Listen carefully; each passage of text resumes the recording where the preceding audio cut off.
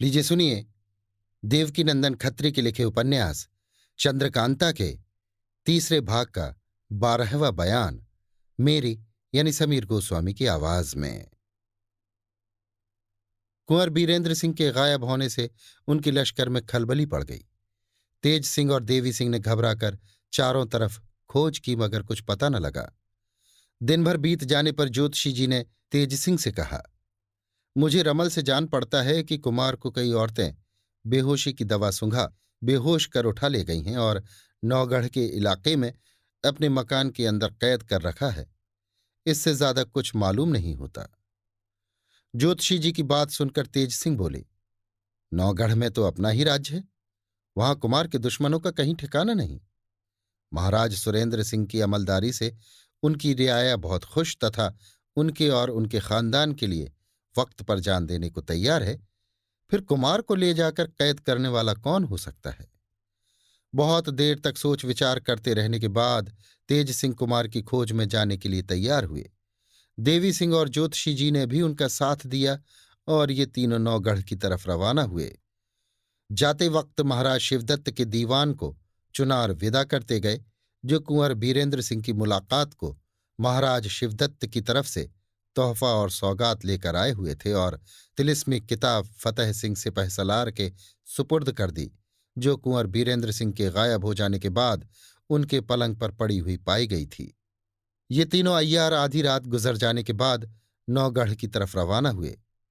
5 कोस तक बराबर चले गए। सवेरा होने पर तीनों एक घने जंगल में रुके और अपनी सूरतें बदलकर फिर रवाना हुए।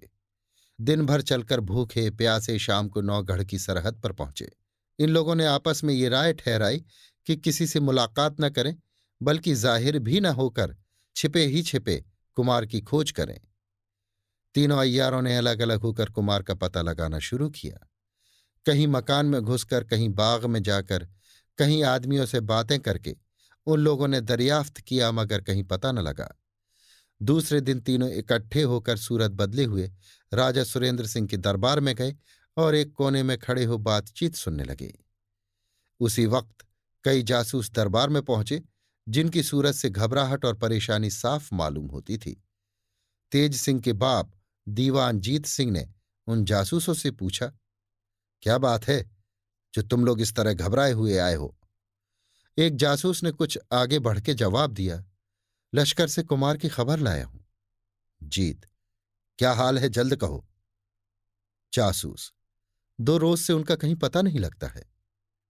जीत, क्या कहीं चले गए।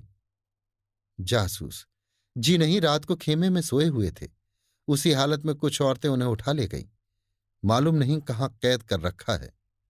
जीत घबराकर, ये कैसे मालूम हुआ कि उन्हें कई औरतें ले गईं।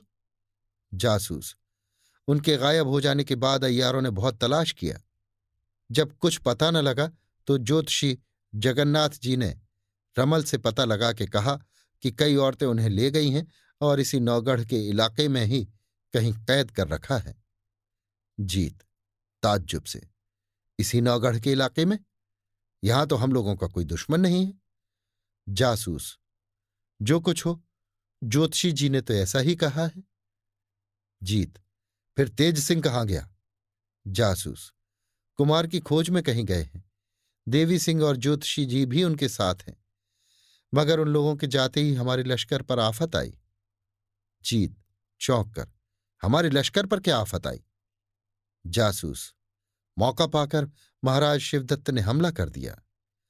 हमले का नाम सुनते ही तेज सिंह वगैरह अय्यार जो सूरत बदले हुए एक कोने में खड़े थे, आगे की सब बातें बड़े गौर से सुनने लगे। जीत, पहले तो तुम लोग ये खबर लाए थे कि महाराज शिवदत्त ने कुमार की दोस्ती कबूल कर ली और उनका दीवान बहुत कुछ नजर लेकर आया है, अब क्या हुआ। जासूस, उस वक्त की वो खबर बहुत ठीक थी, पर आखिर में उसने धोखा दिया और बेईमानी पर कमर बांध ली।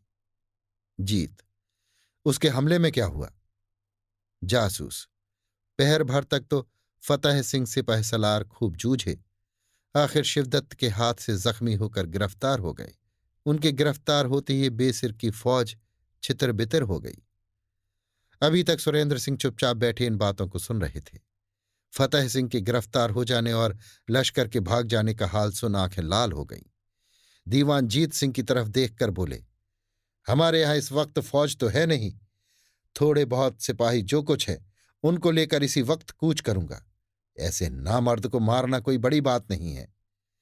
जीत, ऐसा ही होना चाहिए। सरकार के कूच की बात सुन भागी हुई फौज भी इकट्ठी हो जाएगी। ये सब बातें हो ही रही थीं कि दो जासूस और दरबार में हाजिर हुए।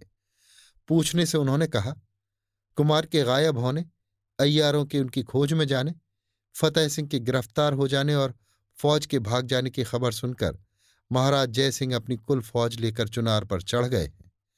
रास्ते में खबर लगी कि फतेह सिंह के गिरफ्तार होने के 2 ही पहर बाद रात को महाराज शिवदत्त भी कहीं गायब हो गए और उनके पलंग पर एक पुर्जा पड़ा हुआ मिला जिसमें लिखा हुआ था कि इस बेईमान को पूरी सजा दी जाएगी, जन्म भर कैद से छुट्टी न मिलेगी। बाद इसके सुनने में आया कि फतेह सिंह भी छूटकर तिलिस्म के पास आ गए और कुमार की फौज फिर इकट्ठी हो रही है।